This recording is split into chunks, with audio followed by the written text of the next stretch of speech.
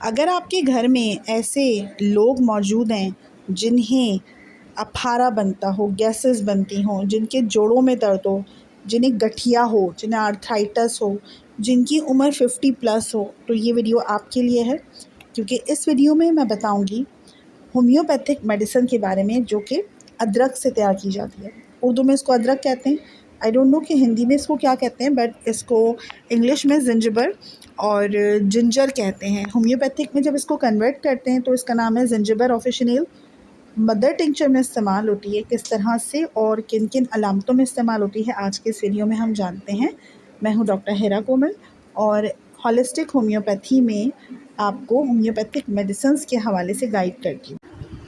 آپ نے سنا ہوگا جیسی سردیاں آتی ہیں، ونٹر سیزن سٹارٹ ہوتا ہے تو لوگ ادرک کی چائے پیتے ہیں، اور خاص طور سے انڈیا میں تو میں نے یہ دیکھا ہے کہ ادرک کی چائے، مسالہ چائے، اس میں ادرک ضرور ڈالی جاتی ہے۔ آپ کو پتہ ہے اس کے کیا بینیفٹس ہیں؟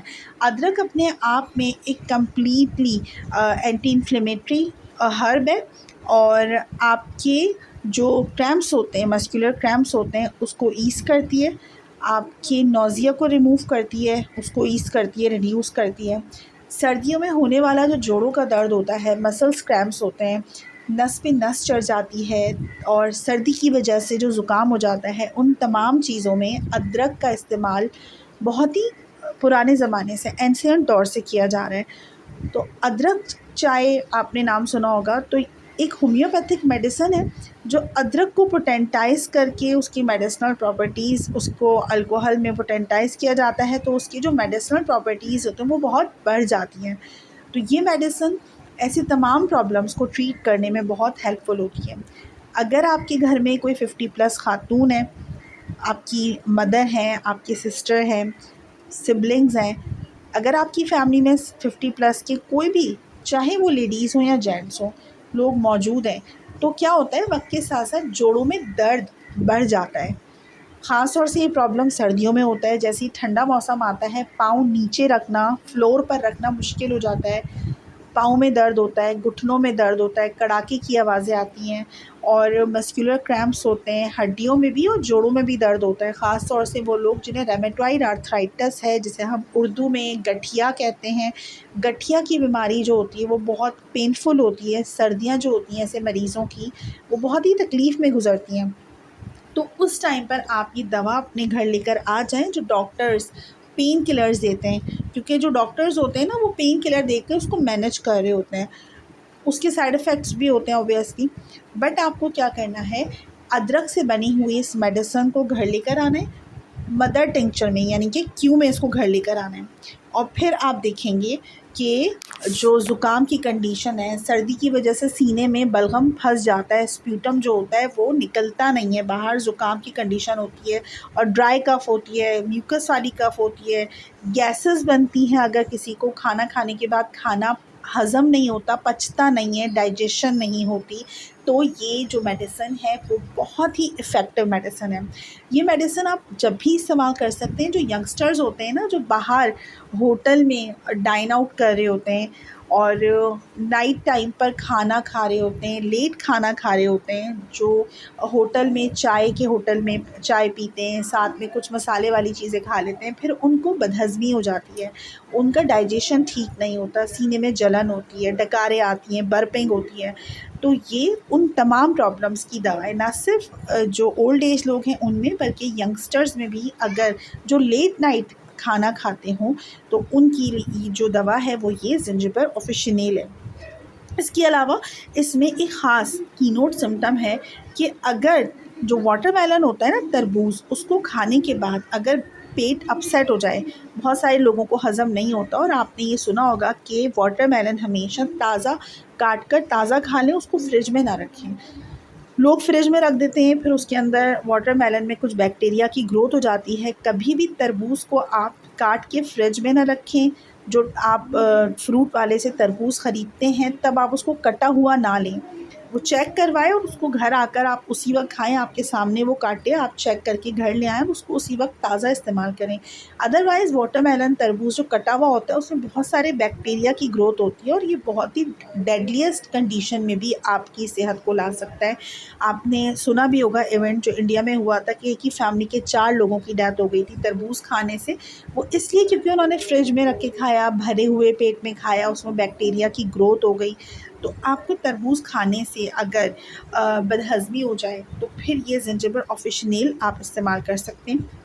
اگر صبح اٹھنے کے بعد سردیوں میں گلا خراب ہو اور کھنکارنا پڑتا ہے نا, ایسے کرنا پڑتا ہے, ہارسنس آف وائس ہو جائے, خاص طور سے جو ونٹر سیزن ہے اس میں لوگوں کی آواز خراب ہو جاتی ہے.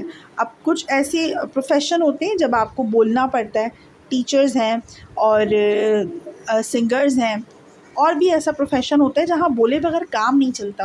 تو آپ زنجبر آفیشنیل اس کے مدر ٹنکچر کے 10 ڈراپس ایک گھونٹ پانی کے اندر ڈال کر آپ پی لیں. دن میں صرف 2 خوراکیں لے لیں, دیٹس انف. بہت زیادہ خوراکیں لینے کی ضرورت نہیں ہے. تو یہ اس زکام کو, ہارسنس آف وائس کو ختم کرتا ہے.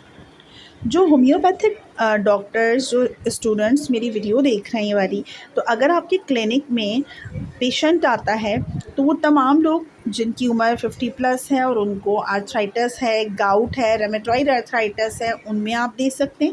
ایسے ینگسٹرز جو یہ کمپلین کرتے ہیں کہ ڈاکٹر صاحب باہر کا کھانا کھانے کے بعد کھانا ہضم نہیں ہوتا, بڑے اپسیٹ رہتا ہے اسٹمک, ڈائجیشن اچھی نہیں ہوتی, گیسز بنتی ہیں, ڈکاریں آتی ہیں, آپ ان میں دے سکتے ہیں. اگر کلینک میں استھما کا مریض آیا ہے اور سردیوں میں اس کی جو کھانسی ہے وہ رکتی نہ ہو تو آپ یہ میڈیسن اس کو بھی دے سکتے ہیں. ادرک جو ہوتا ہے وہ آپ کی نیچرل امیونٹی کو بوسٹ کرتا ہے. جب آپ کو زکام ہوتا ہے, نزلہ کھانسی ہوتی ہے, تو اس ٹائم پہ ادرک کی جو چائے ہوتی ہے وہ آپ کی امیونٹی کو بوسٹ کرتی ہے. اور سردی کے موسم میں, ونٹر سیزن میں سردی لگ جاتی ہے, کف ہو جاتا ہے, فلو ہو جاتا ہے, تو آپ کی باڈی کو وہ نارملائز کرتی ہے. باڈی میں جو ڈیٹاکسیفیکیشن کا پروسیس ہے اس کو کرتی ہے. ایون آپ کی بلڈ شوگر کو کنٹرول کرتی ہے. جن لوگوں کو ٹائپ 2 ڈائبٹیز ہے وہ ادرک کا استعمال کریں, ادرک کا قہوہ بنا لیں, ادرک کی چائے کا استعمال کریں. اگر یہ سب نہیں کر سکتے تو ہومیوپیتھک میڈیسن کی فارم میں اس کو لے لیں. یہ آپ کی نوزیا کی کنڈیشن کو ٹریٹ کرتی ہے. وہ خواتین جنہیں پریگنینسی کے دوران وامٹ ہونے کا احساس ہوتا ہے, اس کنڈیشن کو نوزیا کہتے ہیں. تو یہ جو حالت ہے, یہ پریگنینسی میں آپ زنجبر آفیشنیل کا استعمال کر سکتی ہیں. 5 قطرے ایک گھونٹ پانی کے اندر صبح ارلی مارننگ آپ پی لیجئے, تو آپ کی جو نوزیا کی کنڈیشن ہے اس میں بہت حد تک آپ کو ریلیف ملے گی. ڈیورنگ پریگنینسی ادرک کا استعمال بالکل سیف ہوتا ہے, لیکن آپ اس کو لمیٹڈ اماؤنٹ میں استعمال کریں. ایسا نہیں ہے کہ آپ بہت زیادہ استعمال کریں کہ پھر یہ آپ کو ہرٹ برن کی کنڈیشن پیدا کر سکتا ہے. اگر آپ اس کو لمیٹڈ اماؤنٹ میں لیتی ہیں تو ڈیورنگ پریگنینسی جو کمپلینز ہوتی ہیں نوزیا وامٹ کی وہ ٹھیک ہو جاتی ہیں. اچھا, کسی کو اگر لوز موشن لگ گئے اور اس کا ریزن زیادہ کھانے کی وجہ سے, آپ نے رات میں باہر کا کھانا کھایا, آؤٹنگ کی, یا لیٹ نائٹ کھایا جس کی وجہ سے آپ کو ڈائریا لگ گیا ہے, آپ کا ڈائجیشن خراب ہو گئی ہے, تو آپ زنجبر آفیشنیل کے جو مدر ٹنکچر ہے اس کے 10 ڈراپس آپ ہر آدھے گھنٹے میں پئیں. 4 سے 5 خوراکوں میں آپ دیکھیں گے کہ آپ کے جو لوز موشن ہے وہ ٹھیک ہو گئے. دوستوں, ہومیوپیتھک میڈیسن زنجبر آفیشنیل کے اتنے سارے بینیفٹس ہیں. اگر آپ کو ہومیوپیتھک میڈیسن کے بارے میں فردر ویڈیوز چاہیے, جاننا ہے, تو آپ میرے چینل کو سبسکرائب کر سکتے ہیں. Stay blessed.